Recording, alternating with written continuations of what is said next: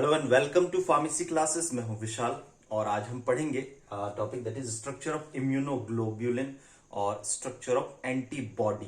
तो एंटीबॉडी का स्ट्रक्चर क्या होता है, एंटीबॉडी कितने टाइप की होती है, इसको हम देखेंगे। तो सबसे पहले जब हमारे दिमाग में एंटीबॉडी और इम्यूनोग्लोब्यूलिन आता है तो हम उसको कैसे समझेंगे, इसको हम सबसे पहले देखते हैं। तो इम्यूनोग्लोब्यूलिन की यदि हम बात करें तो ये ग्लोब्यूलिन प्रोटीन भी हम इसको बोलते हैं। और आपका जो इम्यूनोग्लोब्यूलिन होता है, there is a 3 category of immunoglobulin in our body, alpha, beta and gamma. So gamma globulin is called antibody, means gamma globulin हमारी बॉडी में एंटीबॉडी की तरह वर्क करता है। अब व्हाट इज एंटीबॉडी? तो एंटीबॉडी जो है आपके गामा ग्लोब्यूलिन होती है, एक तरीके का प्रोटीन होता है दैट इज ग्लाइकोप्रोटीन। तो एंटीबॉडी गामा ग्लोब्यूलिन क्या है? That is glycoprotein that is produced और synthesised by the plasma cells. Plasma cells के थ्रू सिंथेसाइज्ड होता है in response to a particular और स्पेसिफिक एंटीजन। अब एंटीजन क्या हो सकती है? आपके कोई भी बैक्टीरिया, वायरस और कोई भी फॉरेन पार्टिकल्स जो कि आपके एंटीबॉडी और इन ग्लाइकोप्रोटीन को जो है प्लाज्मा सेल के थ्रू सिंथेसाइज करने में हेल्प करता है। अब हम बात करते हैं बेसिक, यदि हम बात करें बेसिक स्ट्रक्चर एंटीबॉडी, तो एंटीबॉडी हम सुनते रहते हैं, लेकिन यदि जो फर्स्ट टाइम सुन रहे हैं तो देखेंगे कि कोई भी इंफेक्शन के अगेंस्ट में हमारी बॉडी में एंटीबॉडी प्रोड्यूस्ड होती है, तो उनका स्ट्रक्चर कैसा होगा, उनका जो यदि हम बात करें तो उनमें कौन कौन सी चीजें इंपॉर्टेंट होंगी। तो सबसे पहले यदि हम बात करें तो एंटीबॉडीज में that they have 4 polypeptide chain, मतलब एंटीबॉडी में 4 पॉलीपेप्टाइड चेन होती है, जैसे कि हम देखेंगे 1, 2, 3 एंड 4। अब इनमें 2 शॉर्ट्स होती हैं एंड 2 लॉन्ग होती हैं, these one and this one and this one is short. ये शॉर्ट चेन है जो कि आइडेंटिकल होती हैं और इनको हम लाइट चेन बोलते हैं। और ये 212 से लगभग 214 एमिनो एसिड्स इनमें हो सकते हैं, 212 से 214, दैट में वेरी कर सकते हैं। अब हम बात करें, इनमें 2 लॉन्ग चेन होती हैं, this one and this one, 2 long chain जिनको हम हैवी चेन भी बोलते हैं। और इनमें एमिनो एसिड्स का जो नंबर है दैट मे बी 450 to 700।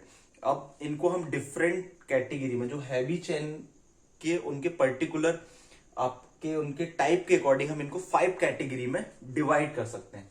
तो दैट इज आईजीजी। आईजी जो वर्ड है यहाँ पर इम्यूनोग्लोब्यूलिन को इंडिकेट कर रहा है, that is IgG, IgA, IgM, IgD और आईजीई। इनको basically gamma, alpha, mu, delta and epsilon नाम से इंडिकेट हम करते हैं हैवी चेन के टाइप के बेसिस पर। तो हमने देखा कि ये इसमें 4 पॉलीपेप्टाइड चेन होती हैं, जो कि 2 शॉर्ट्स 2 छोटी होती हैं जिनको हम लाइट चेन बोलते हैं, और 2 हैवी होती हैं जिनको कि हम हैवी चेन बोलते हैं, और 2 लॉन्ग चेन होती हैं, इसको बोलेंगे। फिर हम बात करें कि ये जो चेन होती हैं आपस में किस तरीके से लिंक्ड होती हैं, that is disulphide linkage. Disulphide linkage जो है इन दोनों चेन को है जो है आपस में भी और अलग अलग इन सभी को बाइंड करके रखता है, that we can say the intra disulphide bond linkage और inter disulphide bond linkage. Intra disulphide linkage जो है इनको बहुत एक लूप में कॉम्पैक्टली बाइंड कर देता है, जो कि इनके ग्लोब्यूलर स्ट्रक्चर के कारण होता है। ये ग्लोब्यूलर प्रोटीन नाम इसी के बेसिस पर इनका पड़ा है। फिर यदि हम बात करें इसका शेप कैसा होता है, तो ये Y और T शेप्ड की होती हैं। तो ये चीजें हमने देखी, basic idea about the structure. फिर हम बात करें कि इसमें जो है 2 क्षेत्र या 2 रीजन डिवाइडेड होते हैं। आपका जो एंटीबॉडी के यदि स्ट्रक्चर की बात करें तो इसको हम 2 रीजन में डिवाइड कर सकते हैं, 2 अलग अलग पार्ट में, दैट इज वेरिएबल रीजन और कांस्टेंट रीजन। इसको हम V रीजन से भी रिप्रेजेंट करते हैं और इसको हम C रीजन से भी रिप्रेजेंट करते हैं। अब इसमें इसको हम वेरिएबल रीजन क्यों बोलते हैं? क्योंकि इसमें जो एमिनो एसिड सीक्वेंस होता है वो वेरी करता है, वो फ्लेक्सिबिलिटी होती है आपके इस रीजन में। फिर यदि हम बात करें कांस्टेंट रीजन को, तो हम इसको C रीजन से भी रिप्रेजेंट करते हैं। एमिनो एसिड सीक्वेंस जो होता है यहाँ पर कांस्टेंट होता है, ये वाला रीजन आपका कांस्टेंट रीजन कहलाता है। ये आपका ऊपर का जो रीजन है ये वेरिएबल रीजन कहलाता है।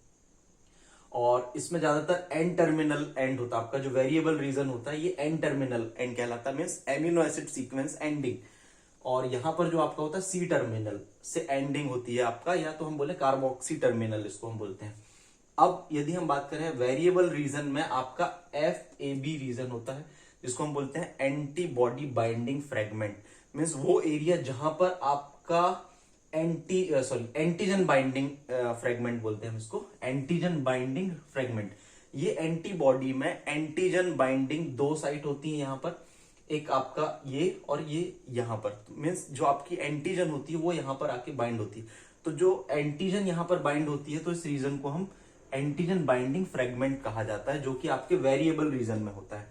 और आपका जो कांस्टेंट रीजन होता है यहाँ पर आपका ये फ्रेगमेंट ऑफ क्रिस्टलाइजेशन कहलाता है। जब आपका एंटीजन इस पर्टिकुलर रीजन से बाइंड हो जाता है तो आपका जो फर्दर जो प्रोसेस होती है एक्टिवेशन जिसको हम बोलते हैं, या fragmentation, activation of complement protein, और जो फर्दर की बायोलॉजिकल एक्टिविटीज होती हैं बॉडी में, that is due to the activation of fragment region, fragment of crystallization के एक्टिवेशन के कारण ही होता है जब आपका एफए रीजन एंटीबॉडी से एंटीजन से बाइंड हो जाता है।